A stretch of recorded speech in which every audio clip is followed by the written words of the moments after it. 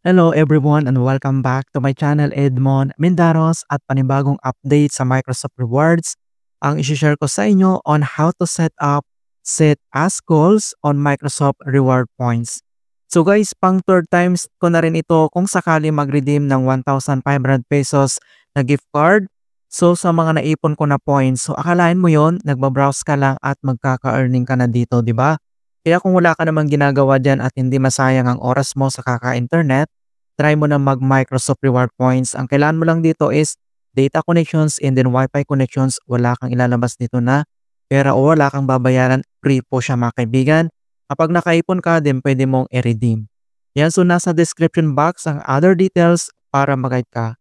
Alright, so start na natin.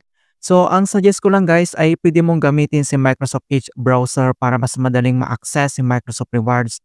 I-login mo lang yung account mo doon na Microsoft account. Okay, so open lang natin ang Microsoft Edge browser.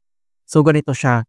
So, since nilogin ko na dito yung aking Microsoft account dito sa Microsoft Edge browser, mas madali na lang mag-access kay Microsoft Rewards.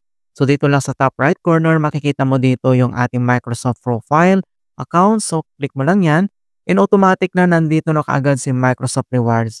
So, ang next step, so itap mo lang yan. And then, madadirect tayo automatic dito sa Microsoft Rewards homepage. So, makikita mo na dito yung available points natin na 36,711 points. Ang katumbas nito ay nasa 1,500 na SM gift pass. Alain mo yon, nagkaroon na tayo or mayroon ulit tayo pang shopping sa SM. Ayan. So, kung paano ba natin i-set up yung goal natin dito para ma-reach natin yung points and then automatic na i-remind tayo or magno-notify si Microsoft Reward Points na kailangan na natin i-redeem yung ating na-set na goals.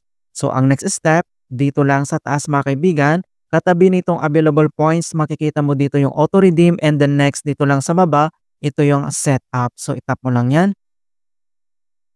And then, next step ay kailangan mo lang select dito yung redeem. Ito siya. So, kapag clinic mo yan, and then dito sa baba ay makikita mo na dito yung mga recommended na pwede mong set up as goals. So, select ka lang dito kung ano yung gusto mo like Pure Gold, Roblox, SM Max, ayan, Robinsons at marami pang iba mga kaibigan kung ano yung prepared mo na iset ng goals. So, since isi-select natin dito si SM, gift pass, gift card, so itap mo lang yan. And then dito sa left side ay makikita mo na dito yung SM Gift Pass gift card. So dito sa kanyang options, may dalawa dito na pwede nating i-select yung goal like 500 gift cards. So kapag sinilik mo yung 500 gift cards, ang kailangan mong points na dapat maipon ay 11,110 points. Kapag sinilik mo dito yung 1,000 gift card naman, ang points na kailangan mong maipon ay 22,215 points. So guys, napakadali lang naman mag-ipon yan basta may dalawa yung gamit mo, PC or mobile at araw-araw mo yung ginagawa and then makakaipon ka ng points dito mga kaibigan. So mabilis lang talaga. So once nakapag-select ka na dito sa kanyang options na sinilik natin dito ay SM Gift Pass and then makikita mo kaagad dito yung katabi ng Redeem Reward, ito yung Set as Goals. So i-click mo lang yan. Ayan, so na-set na natin ito automatic dito sa 1,000 gift card. So kapag na-reach mo na yung points na 22,215 points dito sa Microsoft Rewards, ay magno-notify sa iyo si Microsoft Reward Points na sabihin niya na kailangan mo nang i-redeem itong na-select mo na goal mga kaibigan. Ayan, so hindi ka na mag-worry kung makalimutan mo dahil i-remind tayo ni Microsoft Rewards. And guys, so ganito lang siya kasimple, napakadali lang naman and then ipapakita ko lang sa inyo guys ang aking redemptions na talagang legit si Microsoft. Okay, so back lang tayo. And then same dito sa redeem, dito lang sa left side mga kaibigan, ay makikita mo dito yung order history. So click mo lang yan. And then makikita mo kaagad dito yung poll order history natin. So nandito na yung mga na-redeem ko na 1,000, 1,000, 1,000.